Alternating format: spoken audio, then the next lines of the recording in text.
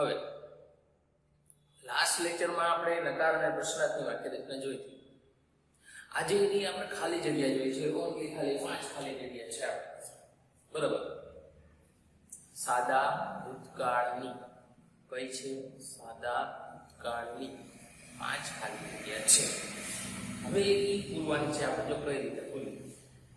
સૌથી પહેલી વસ્તુ તો અહીંયા વાક્ય શું છે? પહેલી જગ્યાએ જો અર્જુન પછી બ્લેન્ક્સ car yesterday. બરાબર. કૌંસમાં શું લખ્યું છે? drive. શું લખ્યું છે? drive. હવે સાદા ભૂતકાળની છે. બરાબર. તો ભૂતકાળનું રૂપ આવશે. તો ડ્રાઈવ નું ભૂતકાળનું રૂપ શું થાય? ડ્રાઈવ નું ભૂતકાળનું રૂપ શું થાય? તો કે ડ્રો થાય. શું થાય? ડ્રો. પાયા શું લખશું આપણે? ડ્રો. D-R-O-N-E. શું થઈ ગયું? ડ્રો. બરાબર. જે એનું ભૂતકાળનું રૂપ મૂકવાનું થશે. બરાબર.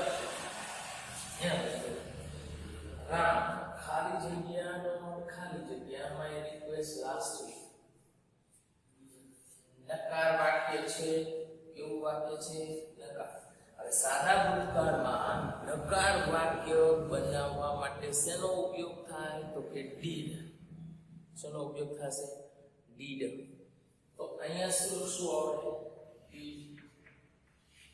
Ram did not. હવે એક્સેપ્ટ નું એક્સેપ્ટેડ થશે નહીં થાય. શા માટે? કારણ કે અહીંયા શું છે? ડીડ. બરાબર. ડીડ હોય એટલે એક્સેપ્ટ નું તો શું રહેશે? એક્સેપ્ટેડ રહેશે. તો કોઈ ફેરફાર નહીં થાય. તો એક્સેપ્ટ નું એક્સેપ્ટેડ રહેશે.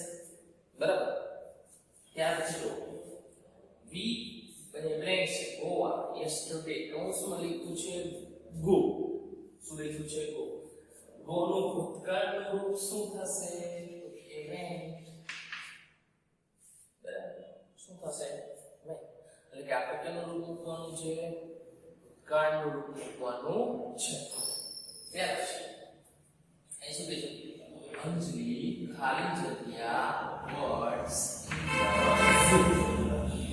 કાઉન્સમાં લખ્યું છે વોચ. શું લખ્યું છે? વોચ. તો વોચ નું ભૂતકાળનું રૂપ શું થશે? વોચડ.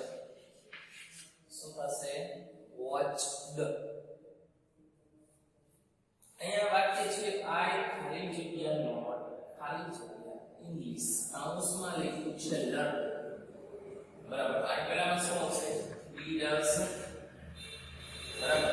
લર્ન રહેશે. બરાબર. ડીડ છે આગળ.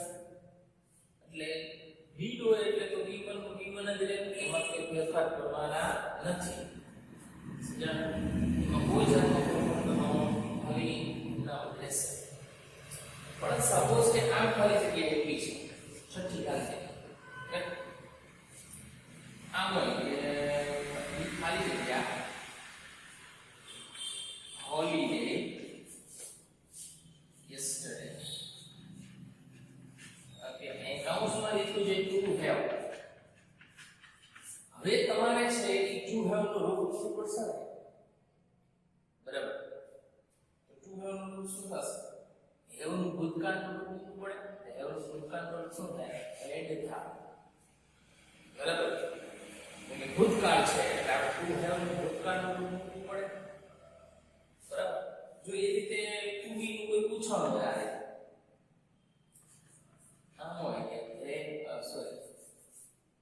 they siblings in jungle last month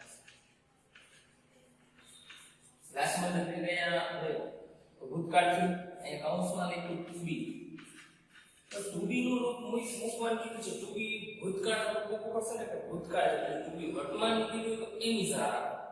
પણ અહીં કેવું રૂપ મૂકવાનું છે? to be ભૂતકાળ. એટલે was were માંથી આપણે મૂકવું પડશે. તો ધ્યેય સાથે શું આવે? was were માંથી કે were હશે. બરાબર. were આપણે જો આના પહેલા એક સાદા ઉત્પન્નકારની ખાલી જગ્યા જોઈએ ત્યારે આપણે એમ ઇઝા લઈ જવું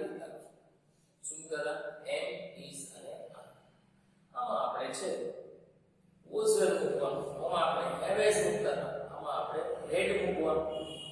બરાબર, આ રીતે તમારે ભણવાનું છે. ઓકે, નેક્સ્ટ હવે સિમ્પલ ફ્યુચર ટેન્સ આવશે તમારે. સિમ્પલ ફ્યુચર ટેન્સ એ આપણે નેક્સ્ટ લેક્ચરમાં સમજીશું.